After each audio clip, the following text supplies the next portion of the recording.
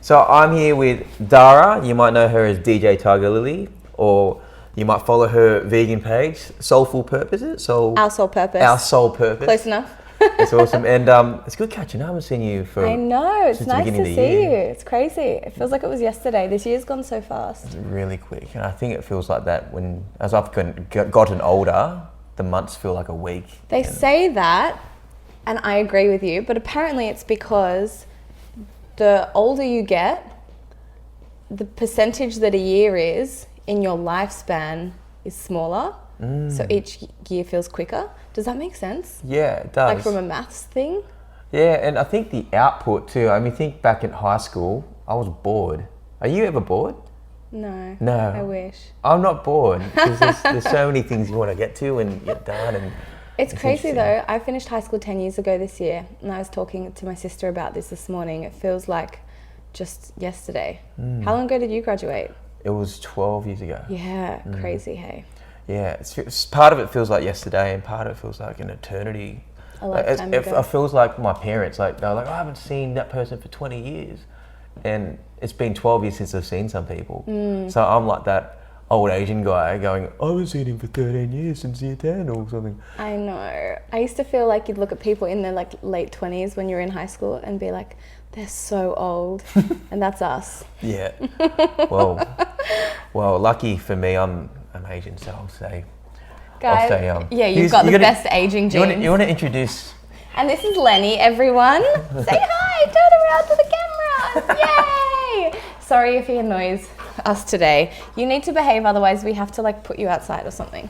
The beginning of the year, for some context for people who haven't may have seen it, but we're part of a Ford shoot. Ford Yeah, Motors. that's how we met. That's how we met, and spent a week down in Melbourne. That was really fun. That was awesome. And what an intense week. It was a pretty intense week. Yeah.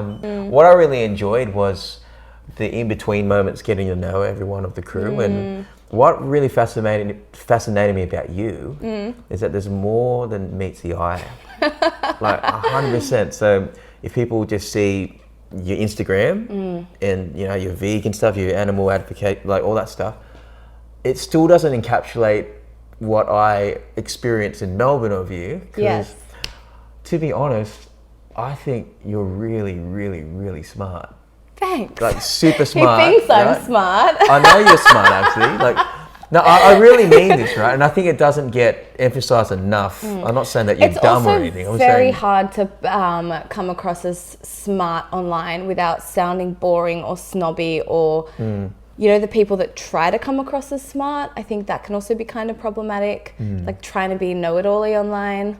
So I think that people often say when they meet you, it's a totally different experience because it's hard to convey things like that online for sure. Yeah. Yeah, one of the Not things... saying that I am smart, but it's hard to convey intelligence without being snobby or nerdy online, and I try not to be either of those things. Yeah. So when people do see certain sides of you that you put online, people see DJ, hardworking. That's one of the things just as an observation, you're always traveling. Like, what have you had a weekend off or? I have. After we met in February, I had 2 weeks off in May, which was awesome, or 10 days off. That was really good. We went up to the Kimberleys in Western Australia, which, by the way, you have to do with your family. Yeah. It's such a good trip. Wow. Best holiday we've ever had. And then I had a weekend off not that long ago, which was really nice. Mind you, I kind of had like a bit of a mental breakdown on that weekend because I just didn't know what to do with myself. Yeah. Like, you know what? I'm sure you'd probably be a bit the same. Like when you stop, you're like, oh yeah, what do I do? So I think that that's something that I need to work on, stopping and being okay with doing nothing for a while. That's really hard to just intentionally allow space, because especially when you've got momentum and you're a doer.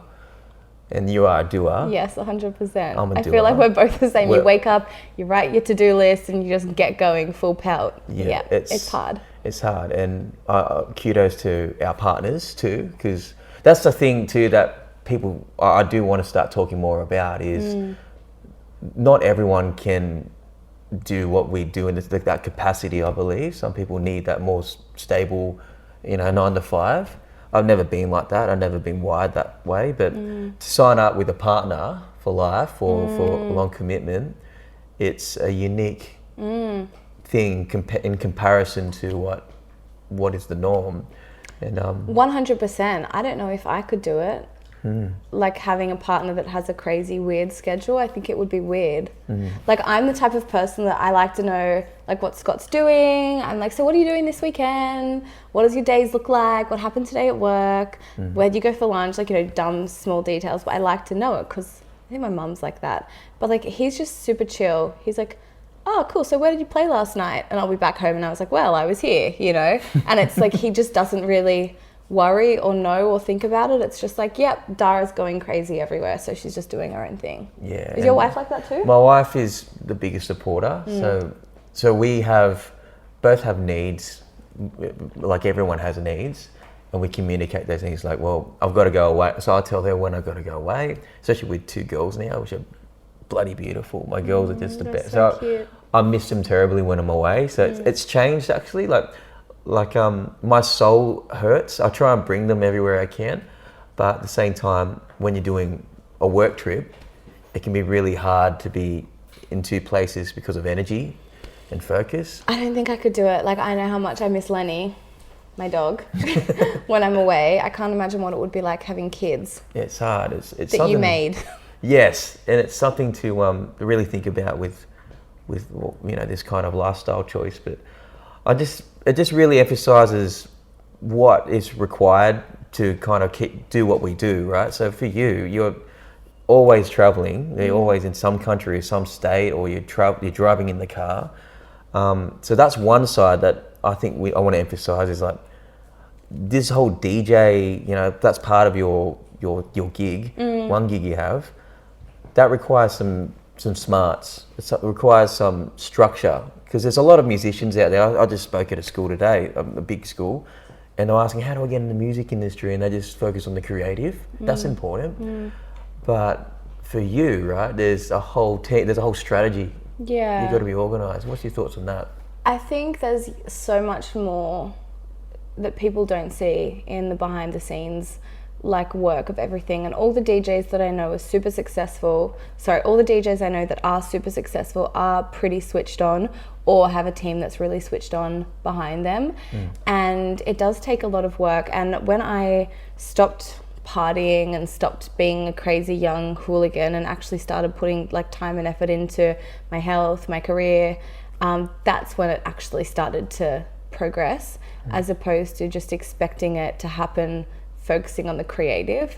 I think you need to be looking at time management, and you need to be looking at branding and social media presence and like records, and like there's so many different elements to being a musician depending on what type of music you're in that need to be addressed for you to have a successful career, especially these days when there's so many different media outlets and so many different facets of being involved with, you know, different things, whether you're writing for other people or you're writing for advertisements or you're traveling or you're, you know, doing motivational speaking about music. There's so many different ways that you can put yourself out there and like have an impact. So yeah, it's literally like as your work would be, 24/7 non-stop kind of thing, which is why when there's downtime, I'm like a bit like, oh, shit, I should be doing something. It feels like that. When did you start getting serious about this? Like, I mean, like what you mentioned there is like you had your time, you know, partying and all that. Yeah. Tell us a little bit about that. I think so. I started DJing 8 years ago in 2011, and I probably partied and just had fun with it as a hobby. Like I was working another job, still at uni, blah, blah, blah.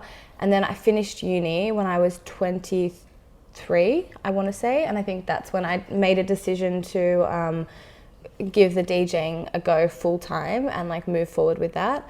And at that point in time, I kind of went through a rough breakup and, you know, finished uni. So I had all this spare time and was like, okay, cool. I need to like actually put my head down and really buckle down and be like, okay, cool, I'm gonna do this and take this seriously. So then that's kind of when I got an agency, and I already had a manager at that point, so that was good. And I started traveling, a lot, and doing a a lot with it, which was great. So yeah, I think that period of time was a big transformational time for me, even though I didn't really understand or know at that point in time. There was a lot that happened just then. Right? Yeah, heaps of stuff. And I think that it all happened, you know, it does. It happens for the right reasons and at the right time.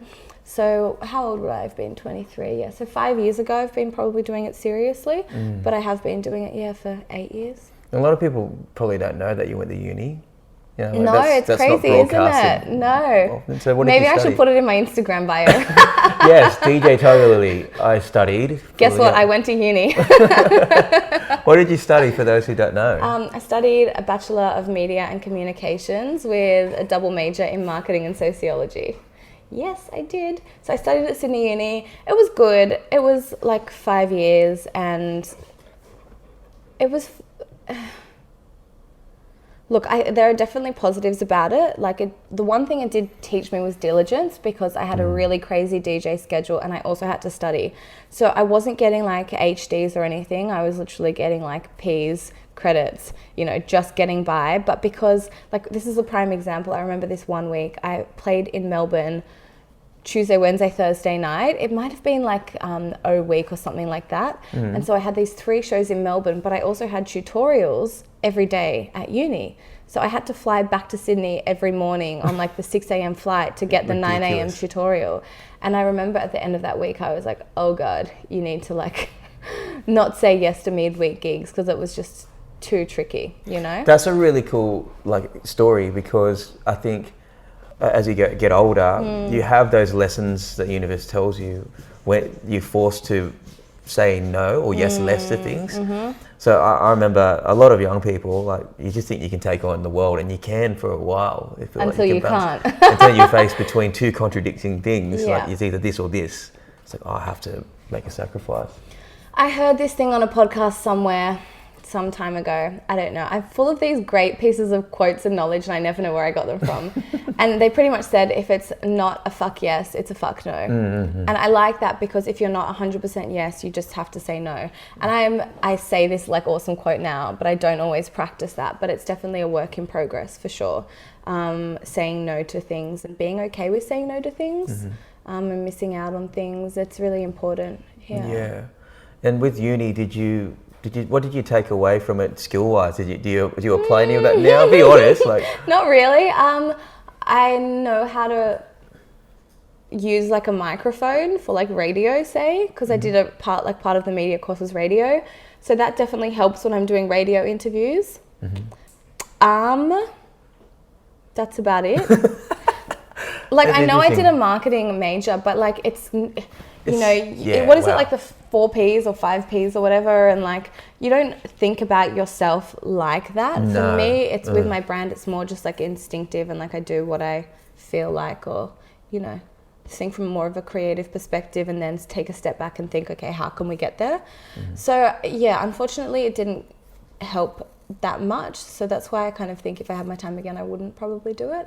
But in saying that, a lot of the girls that I did my degree with are working for like media companies now. They're journalists, they're doing all that kind of stuff which they wanted to do. So yeah, it wasn't a bad degree to do by any means. I guess a lot of people do follow you. You got a big audience, and this, I don't know, I've had people even ask me like, "Oh, how do you do this? How did you grow that? How do you think of branding?"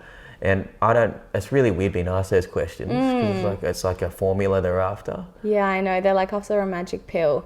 Like, if you sit there and you apply this and that, you'll find the answer. And it's definitely not like that. I think a lot of the time, one of the questions I get is about my hair. So when I used to have the crazy coloured hair, and I still wear my wigs and things for shows, people think, how did you think of that? Like, that's the best branding and marketing tool ever, Lenny. And I just said, oh, it wasn't. I just wanted to do it. And I really did. I literally just wanted, oh my gosh. For those of you listening at home, my dog is climbing all over me. Sit down. Sit. Go on. Sit.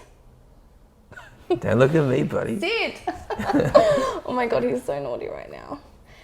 Yeah, I really wanted to dye my hair, you know, and I thought that would be a cool look. I didn't think about the marketing. I didn't think about the branding or anything like that. I just thought, cool, I'd like to have colourful hair. And I actually dyed it pink, first of all. And yeah, Oh my gosh. Center of attention. This podcast is getting personal. You can sit there. Yeah, that's all right.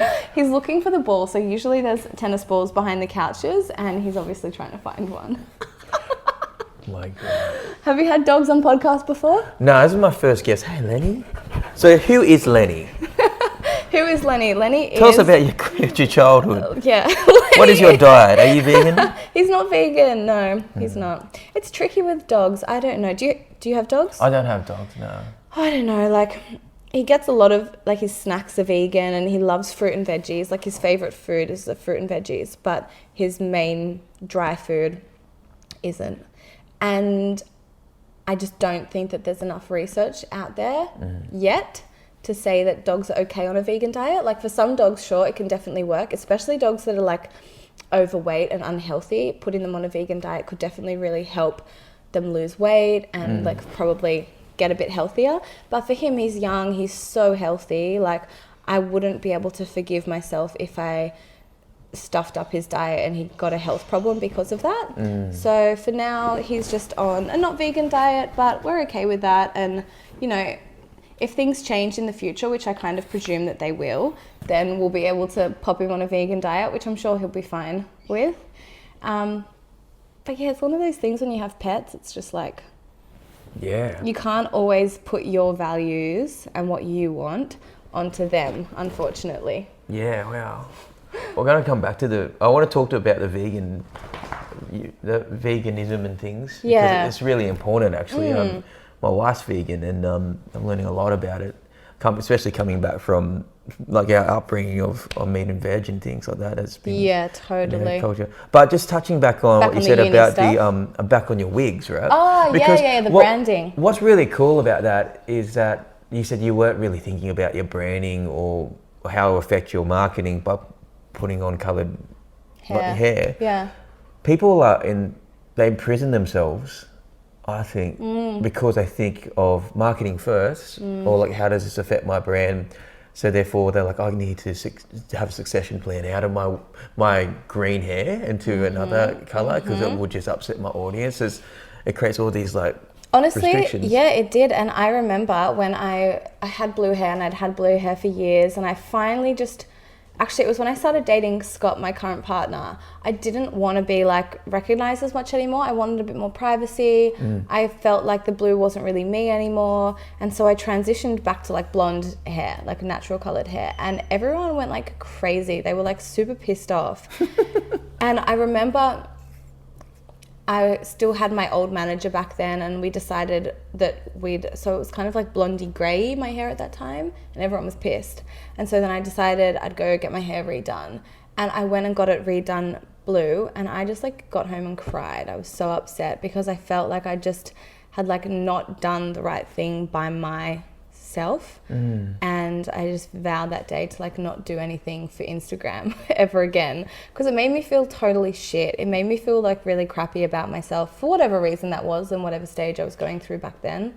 But now I have the best of both worlds. I can like do whatever I want with my hair, and I've still got my great wigs that I wear for my shows, and it allows me to change my looks up a lot, which is fun. Yeah. So you can have the best of both worlds. See, that's so cool, because I think social media is a tool, and sometimes our tools can become our masters. And I think there's one thing I really love about you. You're so honest. Honest about, very honest I'm about too stuff. honest. Oh my Always. gosh.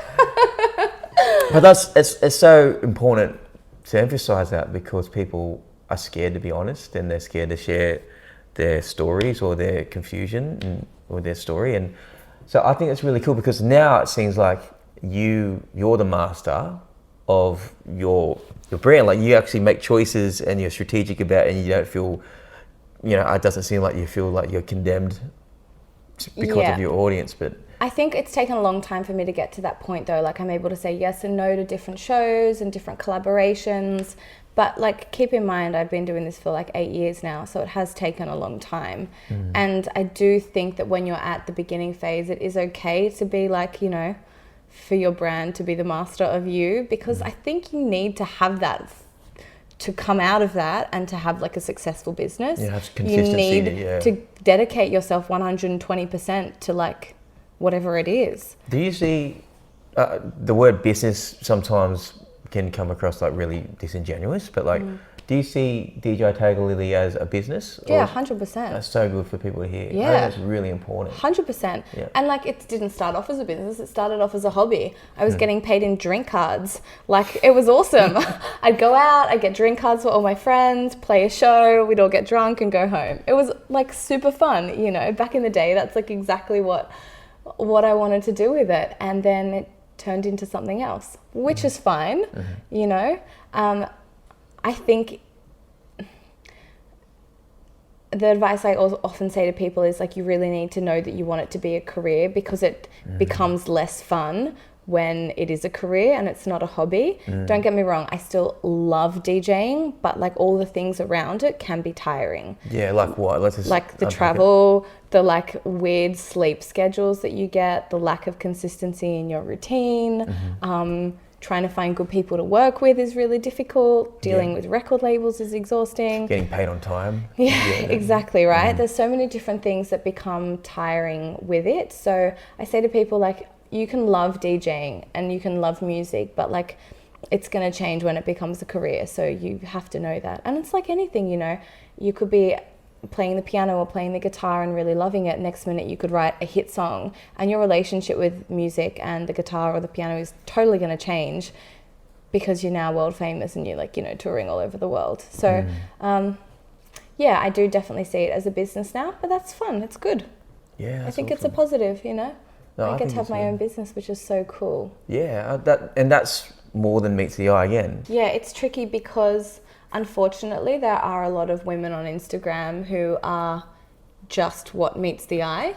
Does that make sense? So, like, they're pretty, but they're not much else than pretty. And I've met so many women like that, which really sucks, because then the girls that are out there who are absolutely slogging themselves, being creative, you know, working hard at their music or writing really well or hosting amazing podcasts, they don't often get like that cred because if they are pretty, then people just think that that's all they are, which is so weird. Yeah. Like, in our society, you can't be pretty and have like an intellectual opinion that's taken seriously by people. Yeah, that's just with so that? dumb. What do you think that is? Where does that come from? What the hell? No idea.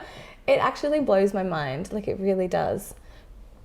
People think if you're good looking, and you know what, I think it's for guys as well. Like, as soon as you become like that traditional, you fall into that like traditional Barbie and or Ken look, your opinion is taken a lot less seriously. And I don't know where that stems from.